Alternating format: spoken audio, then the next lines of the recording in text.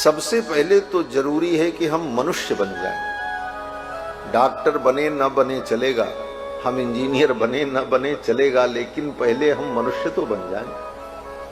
आज मनुष्य बनाने की कोई पाठशाला नहीं रही, जबकि शिक्षा व्यक्ति को मनुष्य बनाती है, एक सच्चा मानव बनाती है। हमारी प्राचीन शिक्षा पद्धति जो थी वो मनुष्य बनाने के लिए थी। गुरुकुल में जाकर, पाठशालाओं में जाकर लोग मानवता के धर्म को सीखते थे, नैतिकता सीखते थे। झूठ, असत्य, व्यभिचार, धोखा, ऐसे अधर्म कर्मों से मुक्त होकर सत्कर्म के मार्ग पर लोग लगते थे और उनके जीवन में मानवता स्थापित होती। आज ये मानवता मनुष्य में कैसे स्थापित हो, इसकी व्यवस्था कोई सरकार नहीं करती। और जो तथाकथित शिक्षण संस्थान बनाए भी गए, उन शिक्षण संस्थानों में भी केवल अर्थ कमाने की विद्या पढ़ाई जाती है, मनुष्य बनाने का संस्कार नहीं दिया जाता। इसीलिए आप देखते हैं बड़े बड़े विश्वविद्यालयों में, बड़े बड़े संस्थानों में भी कितने बड़े बड़े अपराध होते हैं, कितने बड़े बड़े अनाचार, पापाचार होते हैं। जो शिक्षा देने के लिए वहां पद पर बैठे हुए हैं, वे स्वयं व्यभिचार में लिप्त रहते हैं, बच्चों का शोषण करते हैं। शिक्षण संस्थानों में बड़े बड़े कुकर्म हो रहे हैं। ऐसी स्थिति में मानव सभ्यता को बचाने के लिए कोई पाठशाला नहीं है, कोई संस्कारशाला नहीं है जहां पर उन्हें संस्कार दिया जा सके। और जो कुछ बचा भी था, सरकारें ऐसे ऐसे कानून, यूजीसी जैसे कानून लाकर उन बच्चों को परस्पर एक दूसरे से लड़ाकर, एक दूसरे से विद्रोह कराकर, मनुष्यों के अंदर जो प्रेम है, एक दूसरे के प्रति जो समर्पण का भाव है, वो भाव समाप्त हो जाए और लोग लड़ते रहें, ऐसा बीजारोपण भी किया जा रहा है। ऐसी परिस्थिति में हमारा समाज, हिंदू समाज एक हो और हम अपनी सनातन संस्कृति को समझें, इसके लिए एक ही साधन बचा है, भगवान की कथा और सत्संग। यहीं आकर व्यक्ति को सही दिशा और दशा प्राप्त होती है। बाकी नेता लोग तो यही कहते हैं, बंटो मत। और बांट कौन रहा? बोले बांट तो तुम रहे हो।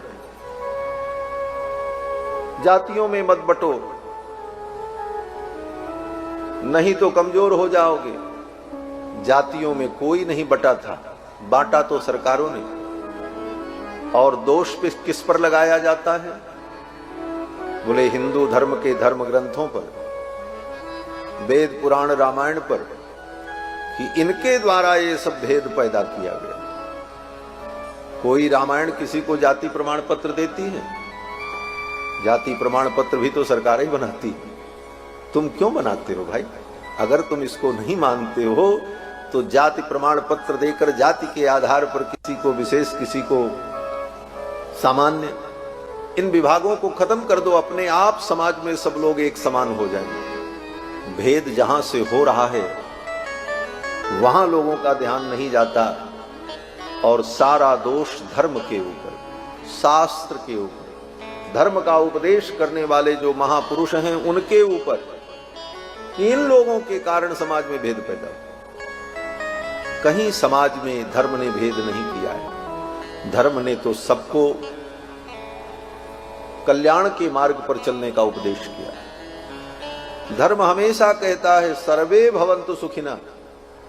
धर्म ये नहीं कहता कि ये जाति के लोग सुखी हों, ये जाति के लोग दुखी हों। धर्म तो कहता है सर्वे भवन्तु सुखिनः, सर्वे सन्तु निरामयाः, सर्वे भद्राणि पश्यन्तु, मां कश्चित् दुःख भाग भवेत्। मां कश्चित् दुःख भाग भवेत्, किसी को दुख न हो। ये हमारा धर्म उद्घोष करता है।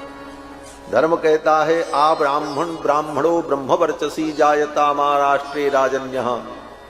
ब्राह्मण वेद शास्त्र को पढ़कर धर्म की रक्षा करे, क्षत्रिय अपनी भुजाओं के द्वारा प्रजा का पालन करें, देश की सीमाओं की रक्षा करें, वैश्य अपने व्यापार संवर्धन के द्वारा संपूर्ण राष्ट्र को समृद्ध बनाएं और शूद्र समस्त कार्यों को संभाल कर बड़े बड़े शिल्प, बड़े बड़े उद्योग को तैयार करके समाज के लिए वस्तुओं का निर्माण करें। इस प्रकार सभी समाज के लोग मिलकर के इस राष्ट्र को उन्नत बनाएं, ये प्रार्थना वेदों में की गई। वेदों में राष्ट्रगीत गाया गया। आज जो राष्ट्रगीत बना है, राष्ट्रगान बना है, ये तो बहुत बाद में बना, लेकिन वेदों ने जो राष्ट्रगीत गाया है, आ ब्राह्मण ब्राह्मणो ब्रह्मवर्चसी जायता मा राष्ट्रे राजन्यः सूर इकव्यो दिव्याधि महारथो जायतान दोग्धिर्धेनुर्नडवा नाशुः। हमारे यहाँ की गायें सुंदर दूध दें, हमारे यहाँ के जो वृषभ हैं वो इतने पहलवान हो कि खेत जोतकर खेती के माध्यम से लोगों को अन्न प्रदान करें। इस प्रकार वर्ण, मनुष्य, पशु, पक्षी सबके अभ्युदय की कामना वेदों ने की। ये सनातन धर्म है। तो आज ये मानवता हमारी सुरक्षित हो, इसका एक ही साधन बचा है, भगवान की कृपा। आज कहीं अच्छे लोग अगर धरती पर विद्यमान हैं, जिनके अंदर नैतिकता है, सदाचार है, किसी के दुख सुख में खड़े होकर सच्चे मन से उनकी सहायता करना चाहते हैं, लोगों के हितैषी हैं, तो कहीं न कहीं ऐसे लोग संतों से जुड़े हैं और सत्संग से जुड़े हैं और भगवान से जुड़े हैं। अन्यथा लोगों के अंदर कितना विकार है, कितने प्रकार के दुर्विचार व्याप्त हैं, ये आप समाज में देखते हैं। ऐसी स्थिति में गांव गांव में, देश देश में सत्संग होना चाहिए, जिससे हमें धर्म का बोध हो और हम अपनी मानवता के पथ पर चलकर परम कल्याण को प्राप्त कर सकें।